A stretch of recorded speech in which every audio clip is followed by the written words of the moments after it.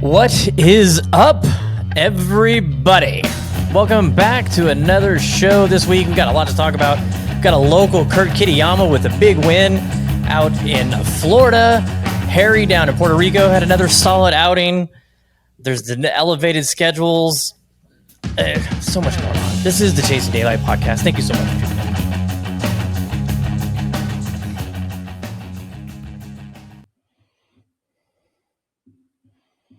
Oh, is that a little beer zombies action going on there, Joe? Haze or die. Haze or die. I am not missing beer right now. It's kind of weird. Beer in St. George is absolute trash. It's water. You got a BYOB when you go to Southern Utah. I was going to too, and I did not do that, but yeah. That's crazy because Squatters comes out of there, and that's a sick double IPA. Yeah, the only Squatters that was available in St. George was 5%, like a hazy juice or some shit, but it must be the county because I know for those that don't know, I was in St. George. There's no IPAs or beer over 5% for some reason. It must be the county out there because there is better beer in other parts in Utah. So, yeah, I wonder if they sell it in the liquor store still there. There's like one liquor store, and I went at 7:30, and it was closed on a Saturday night. Wow. Yeah. That's weird. Yeah, I was telling because when we went on our trip up to Park City a couple of years ago, we stopped in at a little bar restaurant and ate, and they had some really good beers on tap. And that's what the bartender told me. She's like, yeah, if it's brewed and bottled here in Utah, we can sell it over the counter in taps and bottles above 5%, but otherwise, no. Yeah, nothing. I mean, I was just drinking Utah beers and nothing. So drinking Coors Light again. Yeah, it was like very like mild IPAs that were like water, but that's besides the point. This is a golf podcast. Yeah. Well, a lot of people drink beer that play golf, so it's all relative in some way or another. So the big news, again, we got screwed with the information that comes out after we record, and No Lane Up did an emergency podcast to talk about this. The PGA Tour kind of defined how they're doing the elevated events next year, and sparked some outrage from some people, especially all the LIV guys. They were going nuts about this, and so it's been bugging me watching them rant about it. And it's like all they can do is talk about how they're just being like us, and you should owe us, and thank you for that. Why do they care?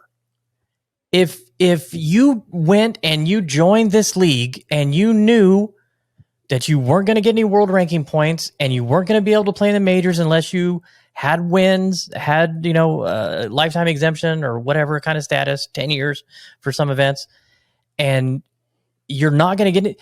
Why do you care so much? I just don't understand. You should be happy. You got your money. You're playing in your league. You clearly think it's better than what the PGA Tour is doing. Why do they care? I think, I get that. I think the ultimate goal is for them to blend tours. And I think that's why they push it. I'm not saying it's going to happen, but I think that could be the ultimate goal. And I did see LIV talking about they have a qualifying tour now, and they're doing relegation. So if you're at the bottom of the teams, then you go down to relegation, and there's 10 tournaments across the world for the year or something like that. So, they're trying to adhere to the rules of the official world golf ranking. So, but why? What is the OWGR so special for them? Yeah, so and why isn't PGA Tour players saying like, "See, you should thank us for having a qualifying tour"? Yeah, it goes both ways. So they're elite players, the Dustin Johnsons, the Cameron Smiths, the now Joaquin Neiman, and Paul Casey, those guys, yeah, maybe that would get them in to a specific event, but they're why do they even care? If LIV is so much better, I just don't understand it. I was pondering it the other day, and I'm like, I just like Lee Westwood and Ian Poulter are just on this fucking bandwagon, just LIV is showing everybody the way, and we're so much better. And okay, then fucking get off the PGA's jock and just talk about your shit. Quit fucking talking about so much about it's just Matt is fucking pissed, bro. I'm fired up. I mean, it's like that for anything. Like you're if you're at a job and then you leave because you're not happy, and then they change a bunch of policies. It's kind of like I told you so, or that type. I mean, it's the same thing. Those guys dedicated 20 years to the tour, and ultimately they left because there's things they didn't want, and they wanted money. Of course they're gonna have strong opinions about it, but we don't want to. We just don't want to hear it. But yeah. You left. Just be happy where you are. Be happy with what you're doing. I think it would be so much more beneficial for them to come up and goes, who cares if we don't get world ranking points? Our events are fun. We've got DJs. It's 3 days. Everybody's playing at the same time. It's louder. We got Faraday. I mean, who cares that our players can't play in the Masters? We're creating something that's better than the Masters. I mean, it's complete bullshit, but yeah. I don't know. I think some of them do miss it, but the narrative that's coming out is put out by LIV. So I think it's currently LIV against PGA, and they're pushing that, trying to get people fired up about LIV, because I don't think a ton of people are fired up about LIV. So maybe they're just trying to use that narrative to push people into viewing. Like we mentioned last week, I think, is we tried to watch and it wasn't entertaining. So at all. I don't know. And it also looks like DJ put on a little weight, so can't blame him, but he didn't have them custom tailored Adidas polos. That's true, yeah. That was clearance. Few sponsor drops, that's for sure. Yeah. Okay, so some of the other things. So there's going to be 8 tournaments. Something they changed for next year is there's no mandatories. You don't have to play in them if you don't want to. You're talking about LIV or PGA? No, PGA. Okay. PGA Tour next year, 2024, the elevated events. Like right now, designated events. Just like at Masters, it's not fans, it's patrons. Okay, designated. Let me write that down. So I don't designated. We should just make a Chase and Daylight podcast shirt that says designated. And on the back it says relegated. So they don't have to play in it. Their mindset is if you're going to want to play in this, so we'll leave it up to you. If the top 50 after the B&W Championship get exemptions into all events following year, you can play your way in, you can play your way out. What do you guys think about this format, this change? I know there's a lot of people that are saying this is just giving the elites more money and screwing the little guys, but I know I kind of like the way it's going.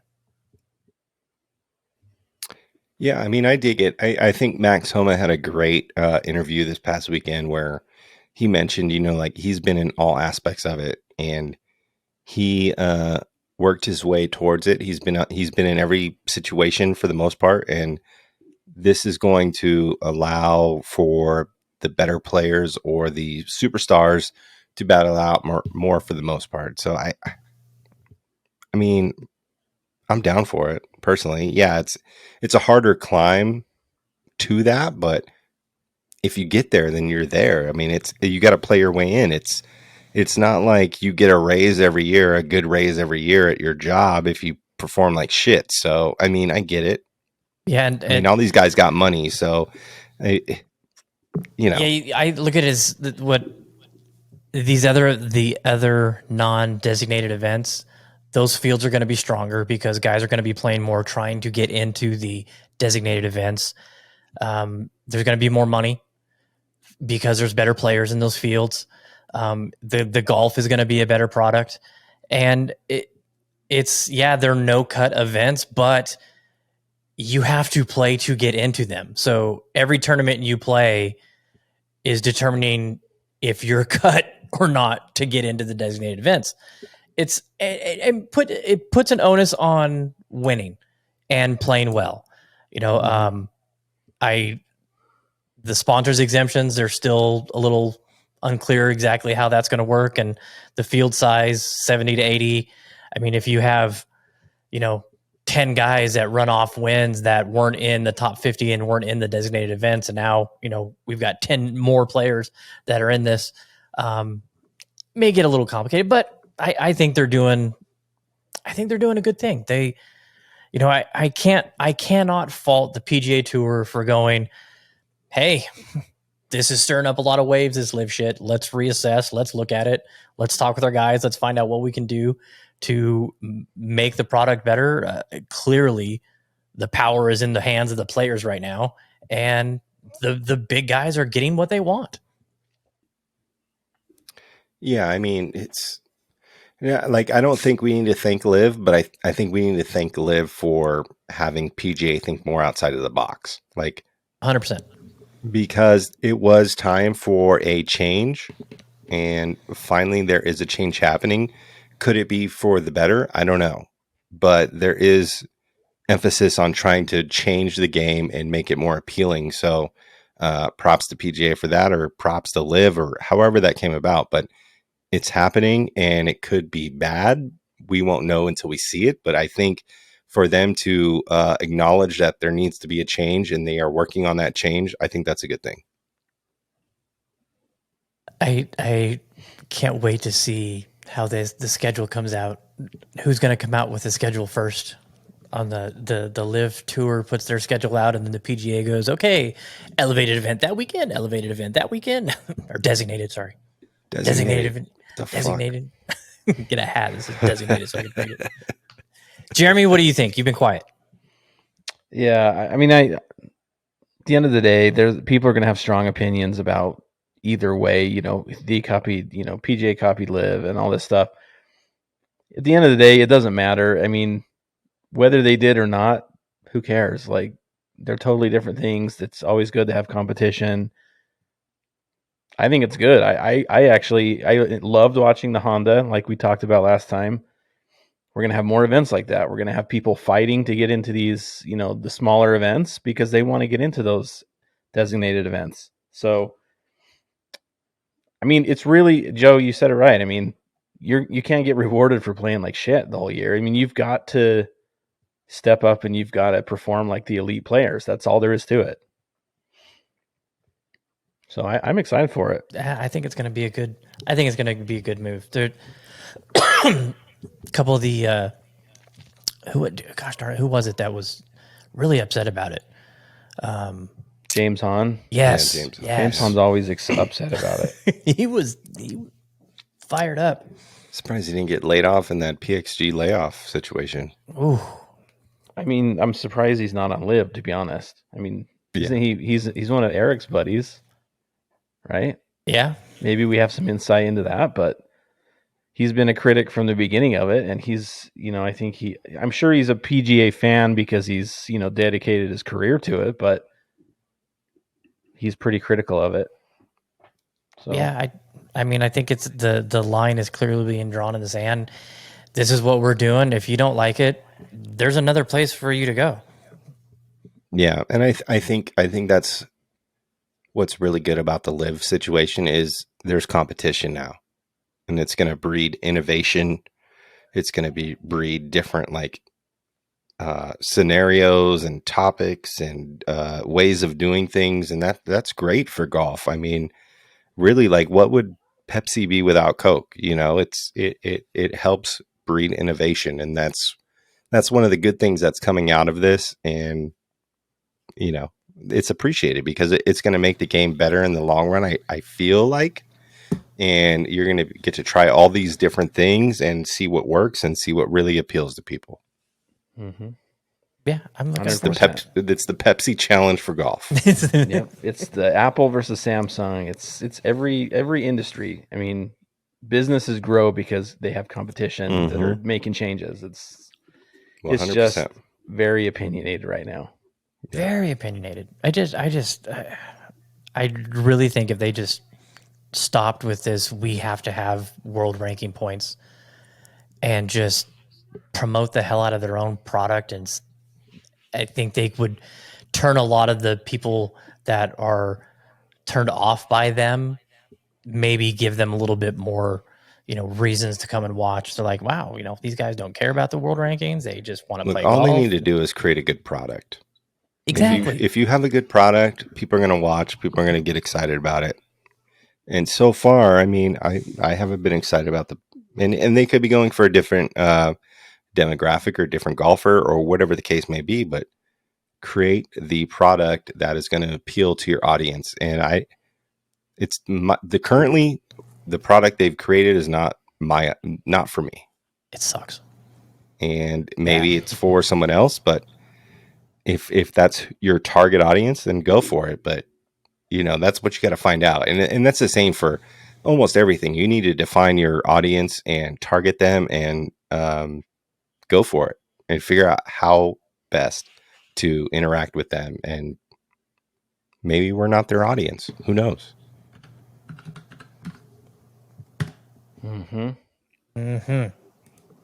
Deep thoughts with Joe. So how much API did you? I know, Joe, you were in St. George, so I don't know how much TV time you got. Jeremy, what about you? Man, I didn't watch very. I wanted to watch more. I probably watched a few hours total. So yeah, I wish I would have watched more. I'm probably going to watch the final. It takes me a couple days to watch the final round usually after it ends, so I'm probably going to start that tonight. But from what I did see, it was awesome seeing a lot of those players that don't usually play there. I think they'll probably be back. Yeah. Course looked really difficult. The greens looked baked out.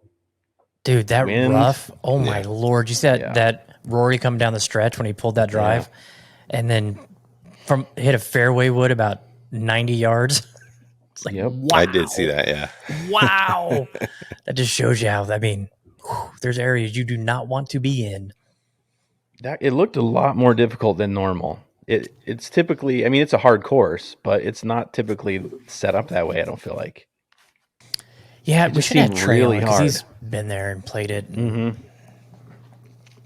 Yeah, I didn't get to watch much. I turned it on every second I had at the rental property that we had when we arrived back in Vegas to pick up Cinco at my dad's house. He had the final putt from Kitayama on, and I watched that. How about that? How about marking a ball that's hanging half over the hole? I was like, dude, just knock that in because you accidentally touch it and it goes in the hole.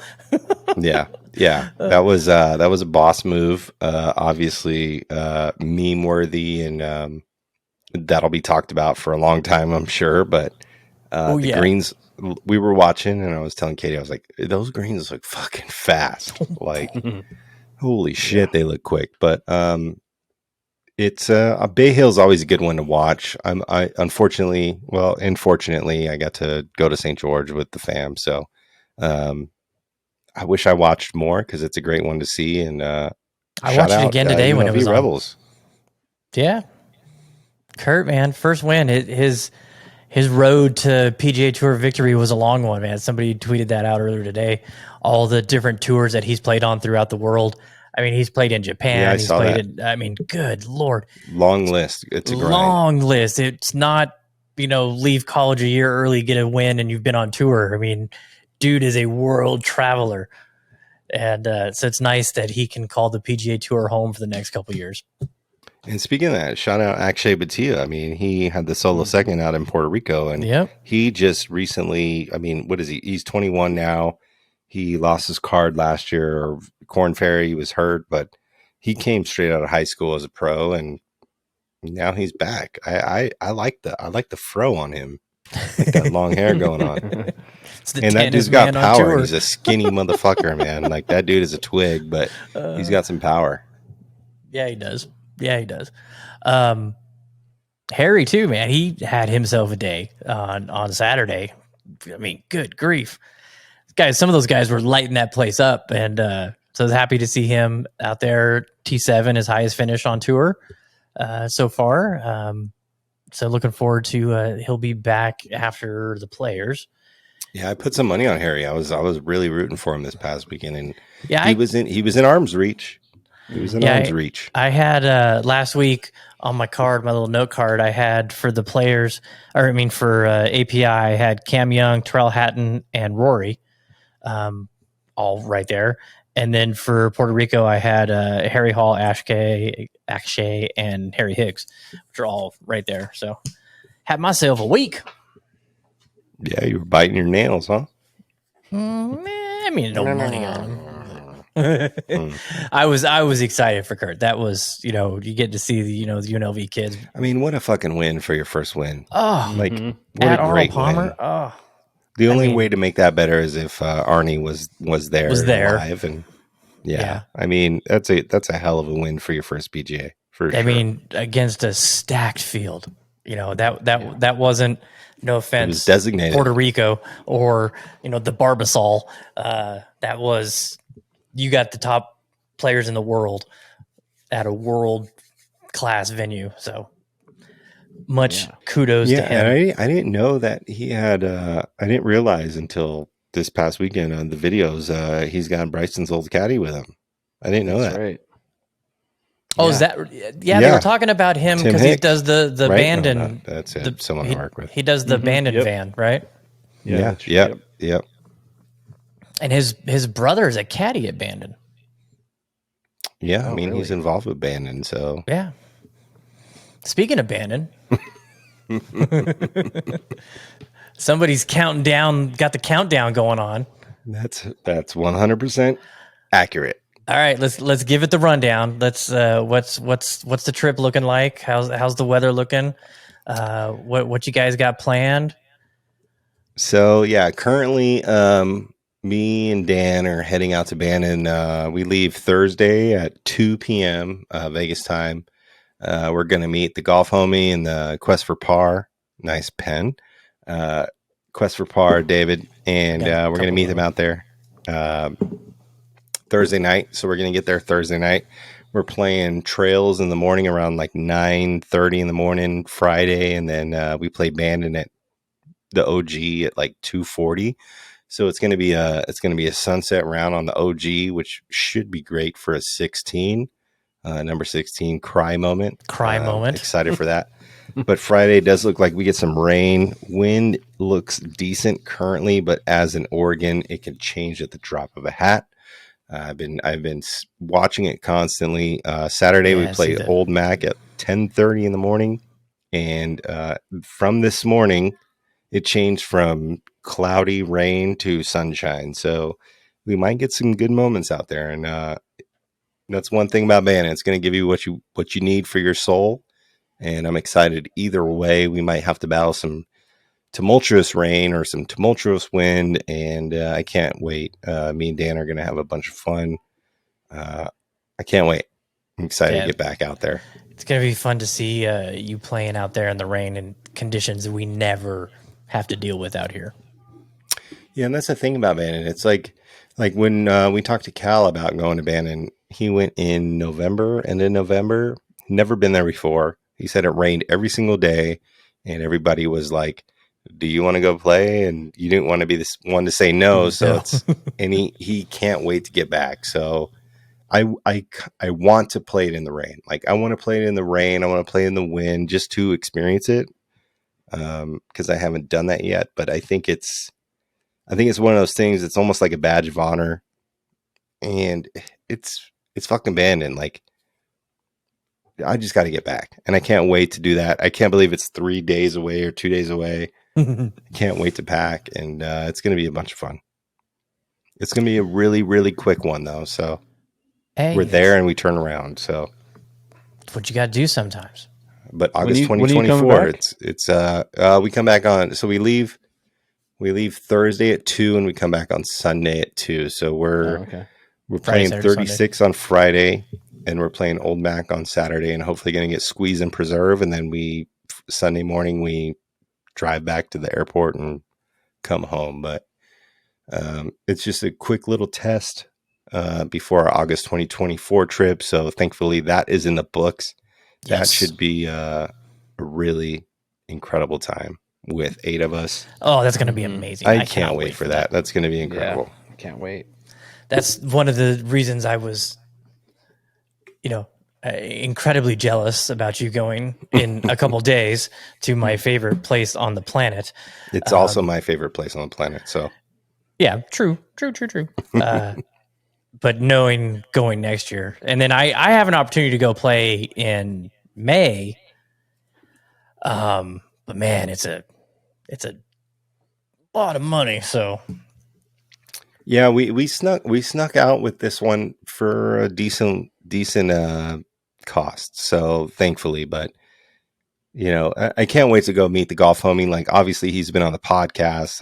I've followed him for a while, and it's going to be really cool to experience it with him because he's joining us, and he kind of fits that soul golfer vibe, as I've been teased with many times, but it's going to be awesome to play with him. And, we know that Dan is down for any fucking golf trip in the world. So absolutely, obviously love traveling with Dan and to golf destinations. So it's going to be a good time, but I think August 2024, just to have a tee time at Bandon on the books in the future is a blessing. Pretty damn cool. Yeah.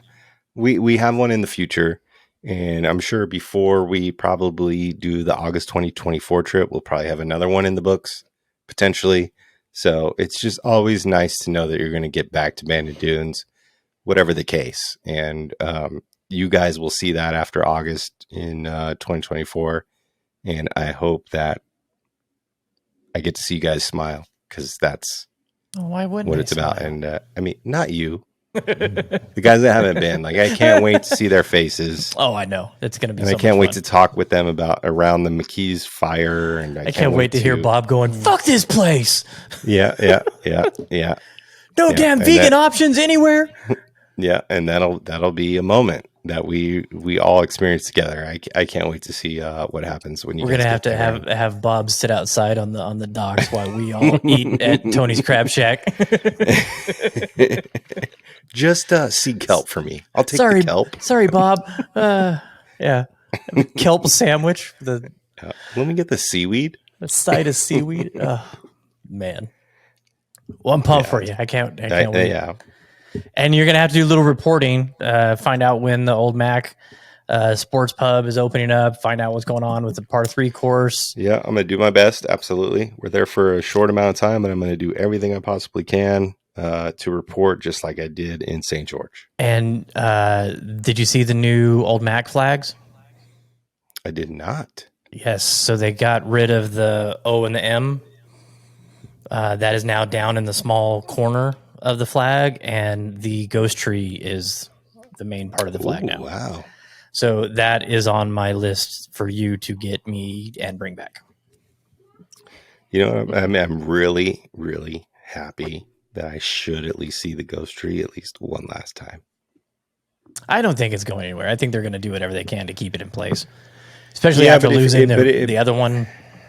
I mean, that's a year away. I mean, who knows? Who knows what could happen? I mean, they'll do something for sure, but is it going to be the original ghost tree? I don't know, but it should stand until you have a bad habit of going to places and ghost trees dying after you're there. So I don't know about that. Just saying, Sweetens tree was fine. You show up, gone. Old Mac ghost tree was fine. You show up, it's leaning. I think it's a coincidence, but let me know what you need from the Bandon Pro Shops. I got you. Let me know. One of the new Old Mac flags. Okay. And Scott's not there to get my head cover. Yeah. Which Scott did tell me some information that you never told me where he's going. Oh, I didn't tell you? No, you didn't tell me. Yeah, he's at Pebble. Yeah. Mr. Dunlop is at Pebble. Our buddy, the Bandon Looper, is now the PB Looper. Yep. Wow. Good for him. That's got to be some money for him. So awesome. It's much money as people pay to play that place. Absolutely. Yeah. So before we get into the players, which is coming up this weekend, I gotta do the here it is. There we go. So I had a bad couple weeks with golf, and it left me in a pretty sad state. A depressed state, to be more honest. And it got really dark. And I was like at the verge of quitting golf. Not necessarily like entirely, but just like stepping away from the game for a while, because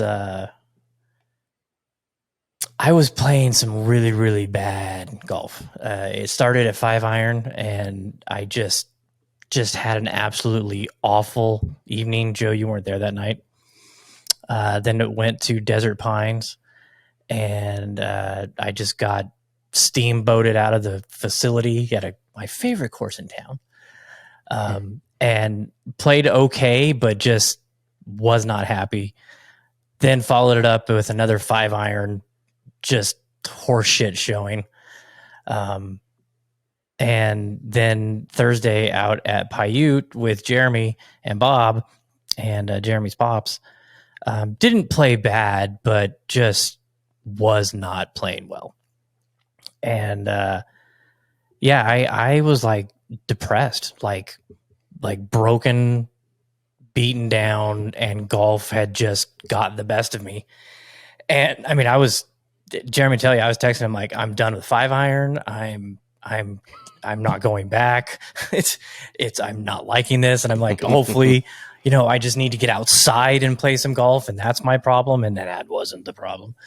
But I was sitting around the house, and I was just like, I don't want to do anything. And typically once the kids leave the house and I'm home alone and I got my stuff that I got to do, I just rock it. But I just sat on the couch for a week and like was just bummed. And I played some really good golf up to that point. I started the year off great. I'd been striking the ball really well. The new irons were doing really well for me. And then all of a sudden I lost my swing. Couldn't hit the ball. I was hitting my driver 200 yards at 5-iron the other night. Like, just lost. What's that? Bombing it? No, not bombing it at all. I mean, I hit an 8-iron that went 95 yards. It's like, what the hell is going on? And so I got out of my funk, and it was weird how it happened. I was just scrolling through YouTube, just watching videos and just trying to keep my mind off of the fact that I'm playing like a 25 handicap right now. And I came across a video of this British instructor. He's a top 50 world instructor, and I'll put his link to his bio in the show notes, or his YouTube channel. But he had a couple videos, and one of them just clicked. And it's so amazing. And I had this issue when I was working with Steven a lot, is he would try multiple different things to try to get me to understand something. And I'm sure it wore on him, because it's like, you should just get this, but you're not. Okay, let's try this. Let's try this. Let's try this. Yeah. It was a baseball swing that helped me one time with him. So it just resonated with me. And so I woke up Friday, went out in the garage, took some swings, and I was like, whoa, this feels really good. Went outside, did some chipping. I said, all right, I'm going to go to the range. Went to the range, had a phenomenal session at the range, probably one of the best range sessions I've had in quite a while. And it was like the depression just left. It just went away.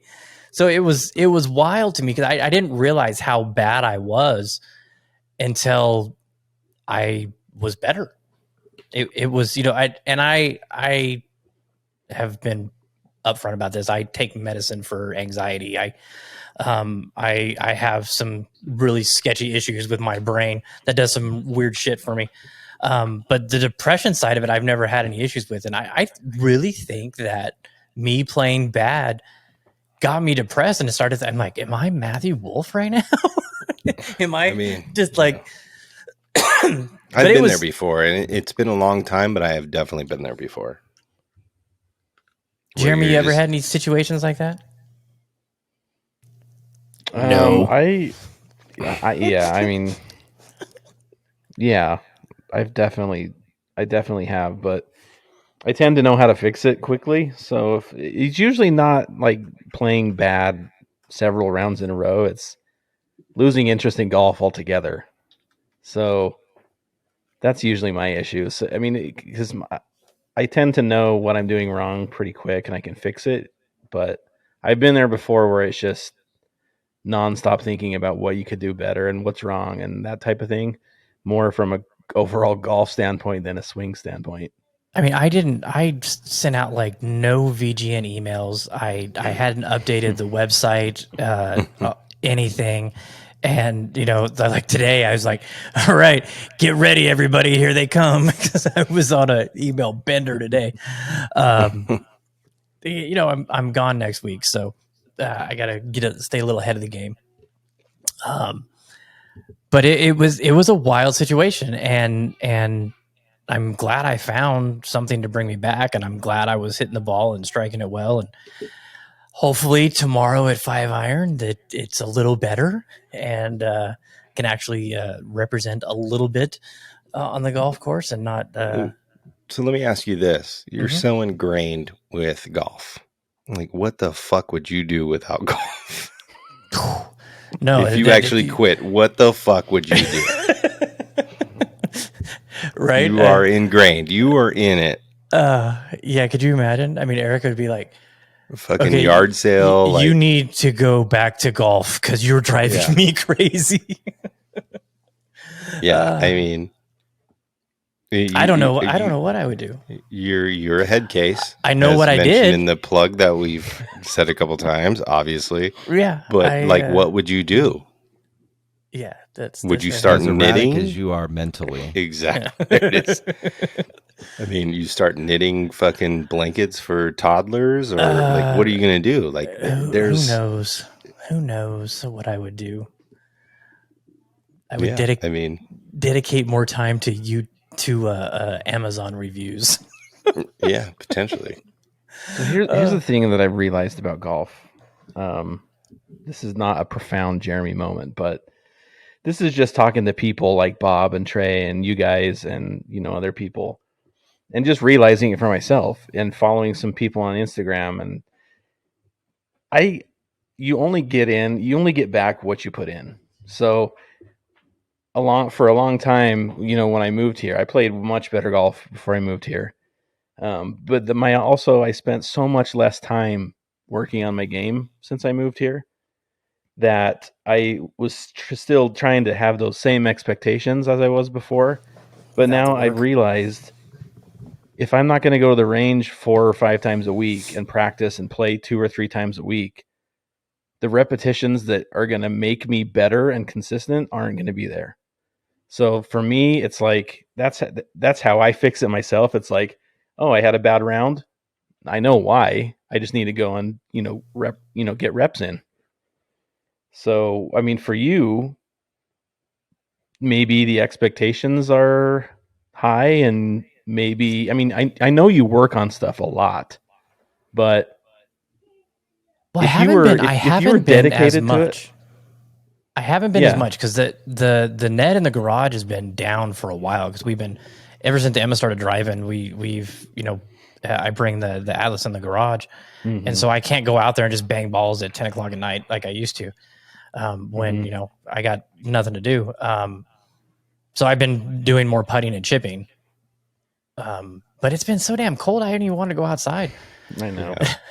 Yeah. I think that's one of those things about golf is like there's so much expectation, and if you don't achieve that expectation, then you're let down. Like And that's what golf is managing expectations for the most part. Like if you and that's why if you have a good range session before your round, like you expect to excel and play a good round, but that doesn't necessarily mean you're going to play a good round. Yeah.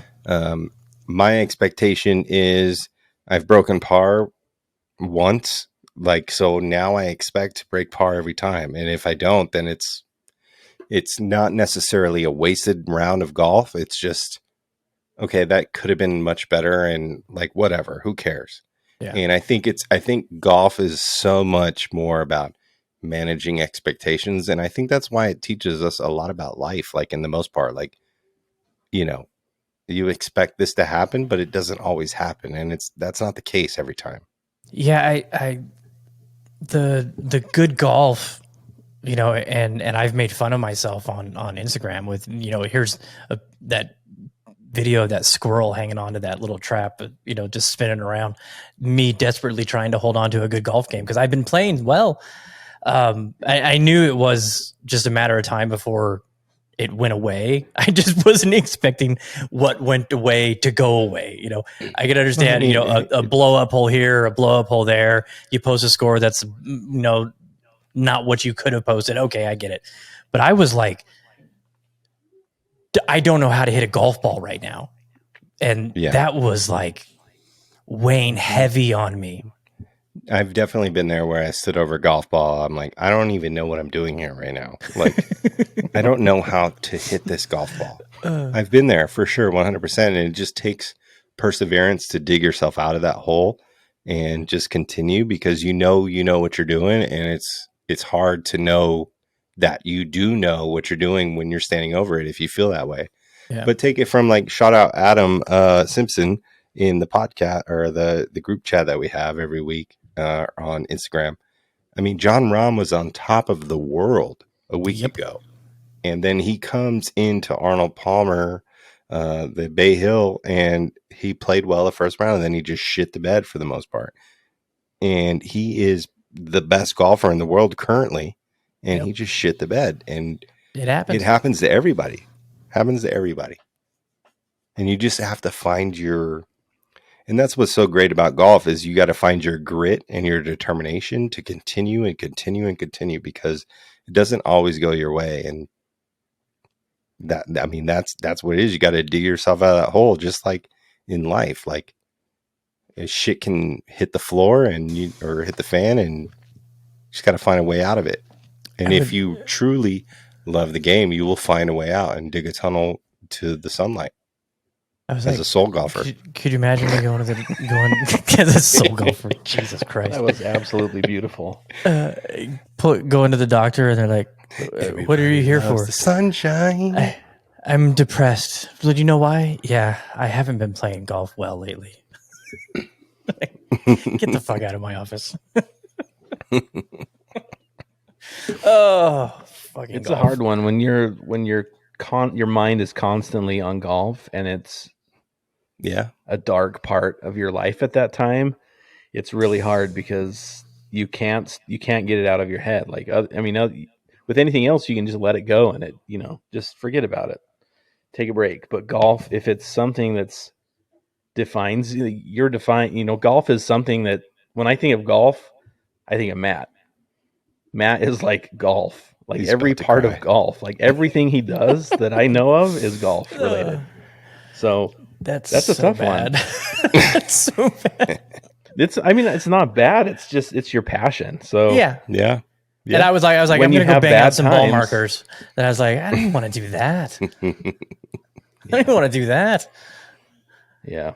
I think everyone that has played golf, even the pros, have been there. Totally. Yeah. It's just the difference between those guys and us is their grind never stops. It's all day, every day. And that's how they get out of those.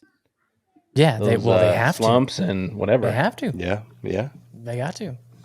I can't go to LIV.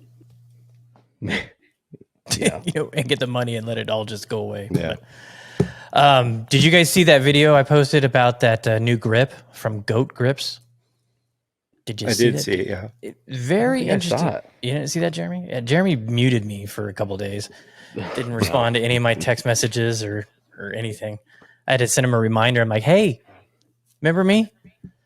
Where did you post that? On Instagram. I'm really sorry. On Instagram. No, it's a new company. It's a new grip. It has a flat edge, kind of like a Super Stroke, a Flatso, but his design, the flat portion is parallel to the face. Oh.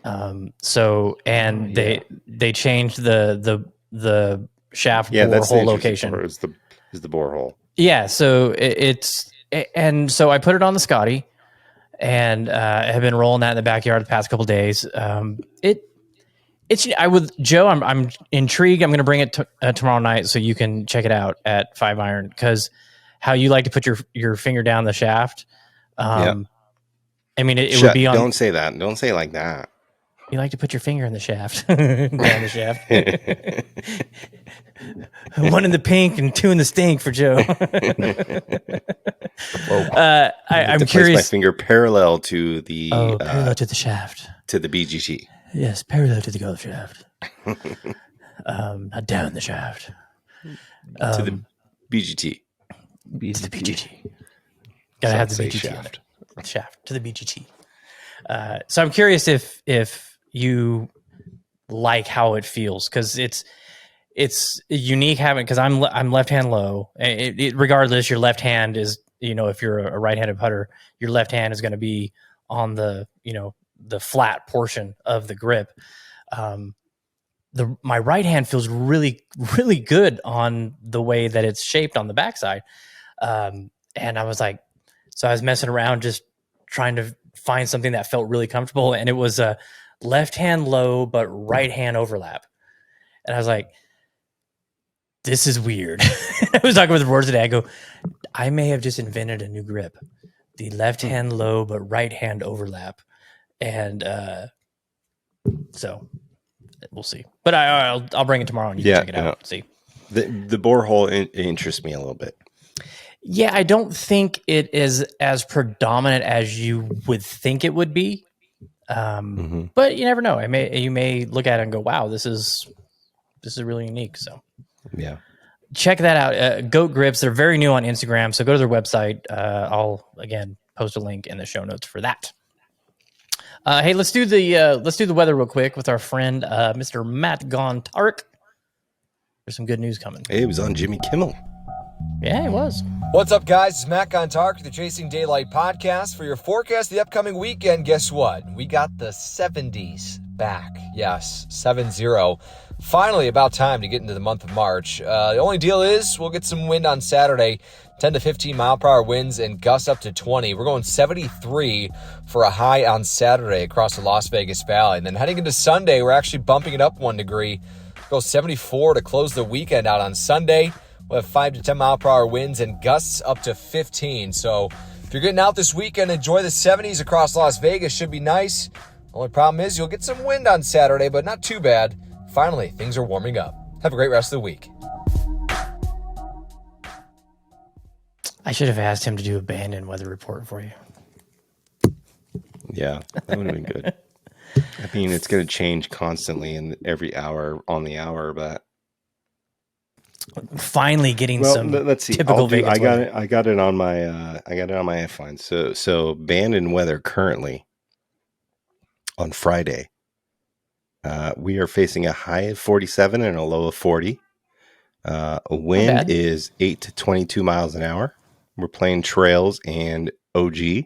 Oh, that'll be nice. The trees will keep you out of the wind. Yeah, and it looks like the rainfall is heavier in the morning and it's lighter in the evening. So that's great. And then currently, according to Apple, on Saturday, it is a high of 51 and a low of 41 with no rain until the evening, which would be great. Yeah. And the wind is currently 4 to 8 miles an hour. Which means it's going to dump all day and be freezing. Yeah, and it changes by the minute in Oregon, as we know. It's crazy. Currently, Saturday is looking great. Friday is not looking too bad, but, won't be Bandon. Bandon. We're All right. get some meatloaf. Meatloaf. Ma. You want to get some dry ice and hold some meatloaf for you or no? No, I'm good. Okay. I'm good. Just wanted to check. But if you want to bring back a crab sandwich from Tony's, I will definitely put some fried or some dry ice on that for you. That is a damn good sandwich. It's great. Okay, let's get into the players. Designated. Well, it's not really a designated event. It's the players. It's a fifth major. Yeah, the fifth major. Nothing special. Another absolutely stacked field. Back-to-back weekends. Players is just so damn good. Already geeked out watching live at the players tonight.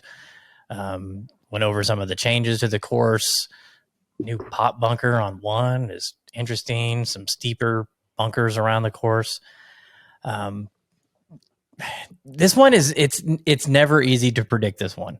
Let's see what we've done over the years.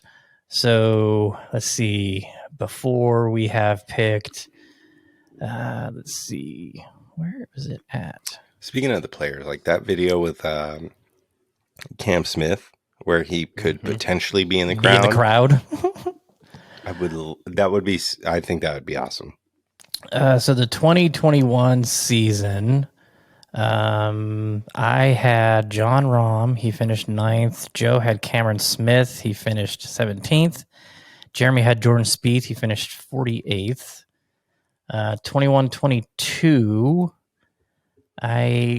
Where's it at? I had Adam Scott. He missed the cut. Joe had Max Homa. He finished 13th. And Jeremy had Victor Hovland. He finished 9th. Then last year, that we're up to this year. Okay. So we're at this year. Haven't done great. Jeremy with Hovland tied for 9th is the best anybody has done. Joe, you're not going to be watching much of this. You'll catch the tail end of it, I guess, once you get back. Yeah, we'll be on the airplane watching for sure. You have the Wi-Fi on the plane. Yeah, that's true. Mm-hmm. I'm pumped about this. I'm playing golf Thursday morning, but then the rest of the time I am going to be glued to the TV watching this one. Joe, you got the odds up? You want to run them down? Yeah, just give me 1 second. I'll pull them up. It's crazy because I was telling you guys earlier, the PGA Tour had the odds up. And as I was doing my research for this, I clicked on it and I was looking at the odds and I'm like, oh, this is really cool. And then they just went away. So I don't know if we had a WD or. Yeah, I mean, who knows? Your favorite, obviously, John Rahm, 8.5 to 1. What? Rory McIlroy, 9 to 1. Scotty Scheffler, 11 to 1. Patrick Cantlay, 15 to 1, along with JT. Max Homa is 20 to 1. Morikawa, 22 to 1, along with Schauffele. Victor Hovland, 25 to 1. Jason Day, Tony Finau, 28 to 1. Terrell Hatton, Will Zalatoris, Jordan Spieth, 30 to 1. Cameron Young, 33 to 1. Matt Fitzpatrick, Sung Jae, Shane Lowry, Tom Kim, 35 to 1. Keegan Bradley, Ricky Fowler, 45 to 1. Corey Connors, 50 to 1. Gary Woodland, 125 to 1. Taylor Montgomery, 125 to 1. Justin Suh, 150 to 1. All the way at the bottom, we got at 350 to 1, Patton Kazire, David Lipsky, and Nicholas Echavarria.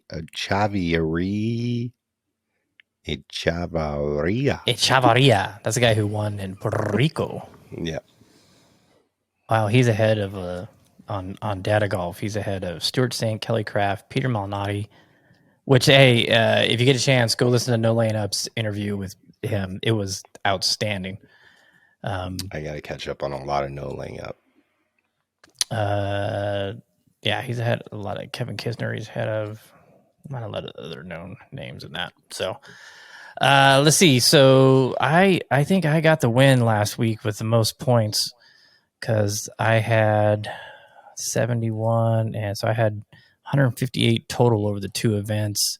Joe was close at 123. Jeremy's Colin Morikawa pick really screwed him. He had 32. So I closed the gap a little bit.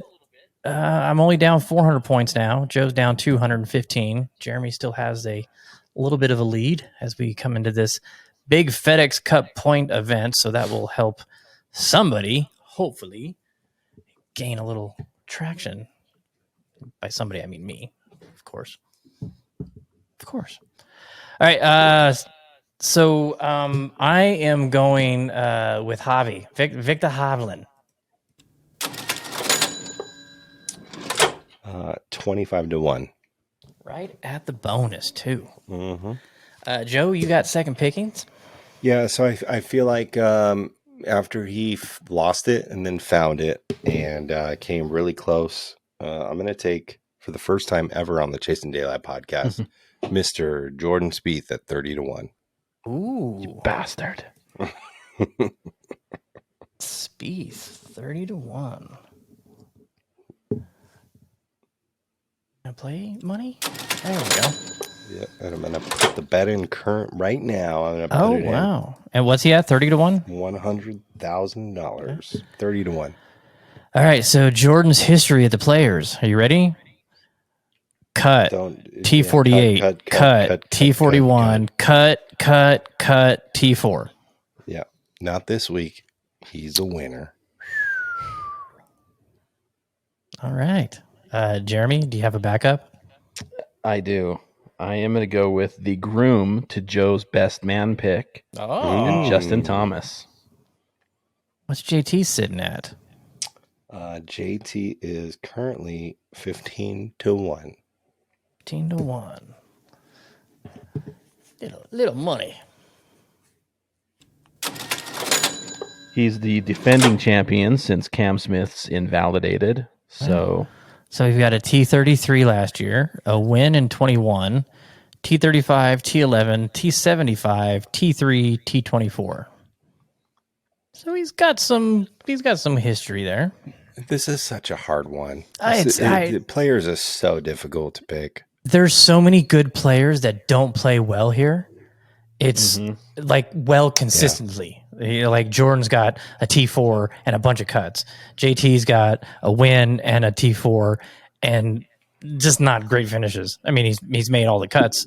But I was going through some of the players in this, like John Rahm, T55, T9, T12, T63, T72.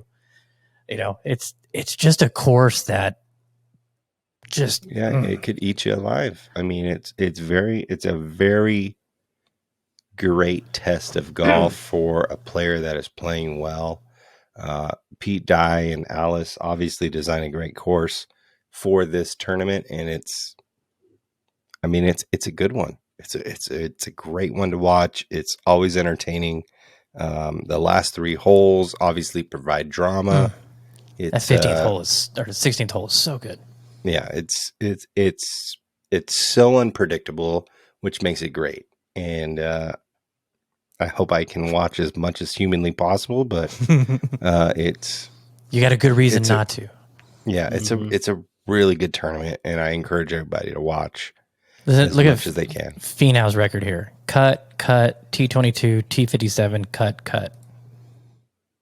Yeah, I mean it's even Rory, T33 cut, win, cut, T35, T12, T8, T6, T8, cut. Yeah, it's crazy. I mean, it's there's one just of those nobody that stands out. It's an outlier. Terrell Hatton, T13, cut, T41. It's so surprising. This one shocked me. Really makes you play. Patrick Cantley, cut, T23, T22. Yeah.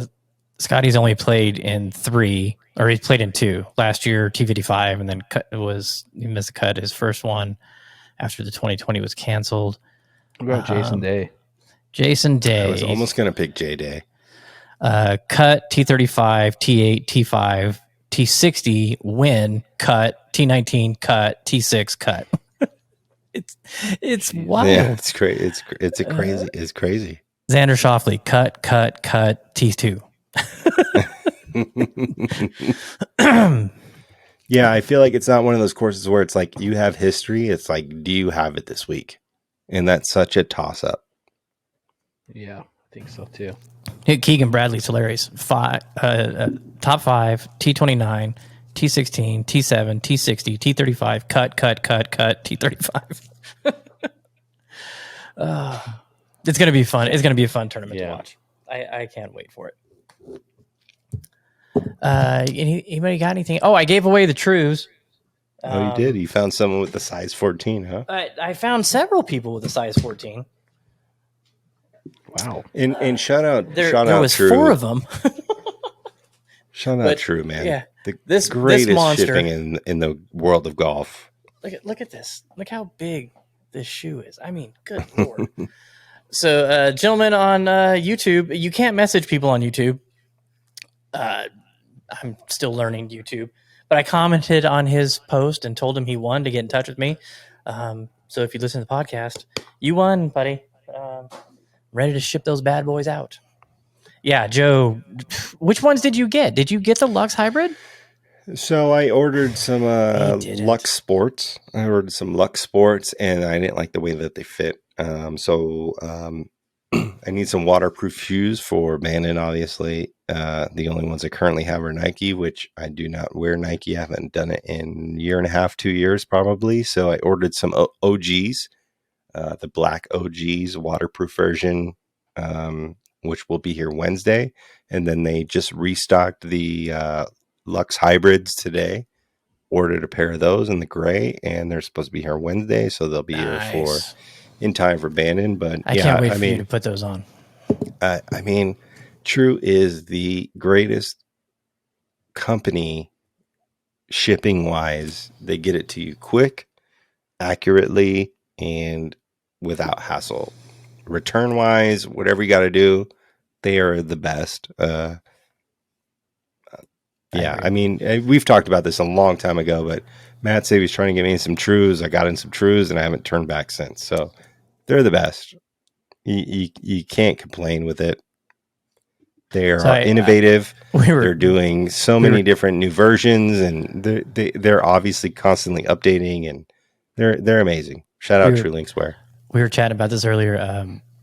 I ordered a pair of G4s, and it took them 2.5 weeks to come from Charlotte.